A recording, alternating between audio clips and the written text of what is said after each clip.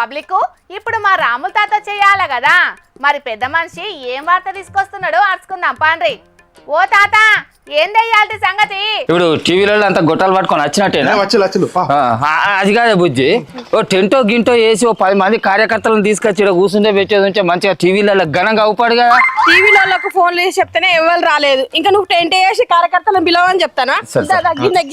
సరే సరే, ఇక మనం ఓ పని చేద్దాం, వీడియోలు తీసి ఆ టీవీలకు పంపించేది ఉంటే వాళ్ళే టీవీలలో వేసుకుంటారు. సరేనా? అందరూ వచ్చినట్టే కదా, గొట్టం ఇక ముతికడ పెట్టరాదు. అగ్గో టీవీలు అంటున్నారు, కార్యకర్తలు అంటున్నారు, ఇంతకు మీరు ఏం చేయబోతున్నారయ్యా రాములు గారు? సరే సరే, ఓకే వాక.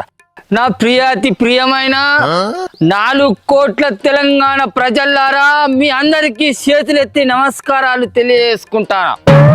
ఈ రోజు నేను కొత్త పార్టీ పెట్టబోతున్నానంటే దానికి కారణం, దానికి ఆదర్శం మీరే. ఏంది నువ్వు కొత్త పార్టీ పెట్టబోతున్నావా? ఇది ఎట్లా సాధ్యమైందే?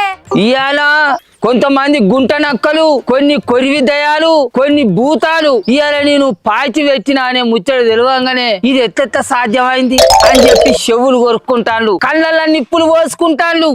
దాన్ని అంతటి నేను ఆదర్శం తీసుకొని ఈ పార్టీ పెట్టిన. చప్పట్లు చప్పట్లు. ఇంతకు నువ్వు పెట్టబోతున్న కొత్త పార్టీ ఏంటిదో చెప్పయ్యా. చెప్పాలనా? రెడీనేనా? మన పార్టీ పేరు చెప్పబోతాను, అందరు రెడీగా ఉన్నారా? మన పార్టీ పేరు BTRS. ఏంది BTRS అంటే ఏందన్నట్లు మరి? BTRS అంటే బంగారు తెలంగాణ రాష్ట్ర సైన్యం. జయగొడతలేరేంద్ర? అరే నేను ముఖ్యమంత్రిని కావాలని ఉన్నారా లేదా అసలు మీకు? ఓ తాత, మనం పార్టీ పెట్టింది పదవుల కోసం కాదు కదా, మన వాళ్ళని తిట్టడానికేనే. అవన్నీ బయటికి చెప్పుకుంటారా? వామ్మో, నీ దగ్గర మామూలు సెకలు లేవు ముసలోడు. సరే, నీ పార్టీ అధికారంలోకి వచ్చేది ఉంటే జనాలకు ఏం చేద్దాం అనుకుంటున్నావు చెప్పు. ఇన్నొద్దులు నన్ను అందరూ రాములన్నా రాములన్నా అని పిలిచిర్రు, కానీ ఈ కానుంచలి నేను రాములన్నను కాదు, రాములు తాతను. ఎందుకంటే మా పార్టీ అధికారంలోకి వచ్చేది ఉంటే ఒక అనుభవం ఉన్న తాతగా ఈ రాష్ట్రాన్ని పరిపాలిస్తా, మీ తలరాతలను మారుస్తా, మీ బతుకులకు పునాదులు వేస్తా. చప్పట్లు చప్పట్లు. ఏహే ఈ సొల్లు కాదు ముసలోడా, మా బతుకుల్ని బాగు చేసేటందుకు, మా తలరాతల్ని మార్చేటందుకు నువ్వు అధికారంలోకి వస్తే ఏం చేస్తావు చెప్పు. మన BTRS పార్టీ అధికారంలోకి వచ్చేది ఉంటే ఈ దునియా మీదనే ఎక్కడ లేని విధంగా ప్రపంచంలో అతిపెద్ద ఓడరేవును మన రాష్ట్రంలో కట్టిపిస్తా. ఓ తిక్కల ముసలోడా, తాగొచ్చి గిట్లా మాట్లాడుతున్నావా ఏంది? సముద్ర తీరమే లేని రాష్ట్రానికి ఓడరేవుని ఎట్లా కట్టిస్తావు, ఎక్కడ కట్టిస్తావు? అరే ఆంధ్రప్రదేశ్ ముఖ్యమంత్రి చంద్రాల సారు నాకు చిన్నప్పటి కాంచె దగ్గర దోస్తు. నేను అడిగేది ఉంటే రాములు నువ్వు అడగాలి నానే, నువ్వు అడిగితే కాదంట నానే, పట్టుకపో నీకు ఎన్ని నీళ్ళు కావాలంటే అన్ని పట్టుకపో అని అంటాడు. ఆ విధంగా కాకినాడ ఓడరేవు కానుంచలి కాలువలు తవ్విపించి సముద్రపు నీళ్ళన్నీ హైదరాబాద్కు పట్టుకొచ్చి ప్రపంచంలో అందరూ ఆశ్చర్యపోయే విధంగా ప్రపంచంలో అతిపెద్ద ఓడరేవును హైదరాబాద్ లో కట్టిపిస్తా.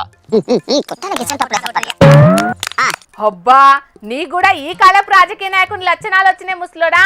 ఖచ్చితంగా నువ్వు ముఖ్యమంత్రి అవుతావు అంటే అవుతావు. ఈ రోజులలో ప్రతి మనిషికి ముఖ్యంగా 3 అవసరం ఉంటాయి: విద్య, వైద్యం, ఉపాధి. మన సర్కార్ అధికారంలోకి వచ్చినాక మన రాష్ట్రంలో ఉన్న ప్రతి పౌరునికి ఈ 3ంటిని ఉచితంగానే మనం అందజేస్తాం.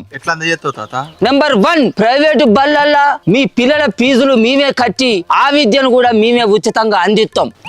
దానివల్ల మనకేం లాభం? అరే తింగరదానా, గల్లికో బడిని మనే పెట్టిద్దామే, వాళ్ళ ఫీజులు కూడా సర్కారు నుంచి మన జేబులకే వస్తాయి. అట్లనే ఉచిత వైద్యం, వాడకో పెద్ద ఆసుపత్రి మనే పెట్టిద్దాం, ఆ ఫీజు కూడా మన జేబులకే వస్తుంది, మనకే లాభం. ఈ 2 కొట్టుది చప్పట్టు కొట్టువి. అబ్బా అబ్బా, నీది ఏమన్నా బుర్ర నా ముసలోడా.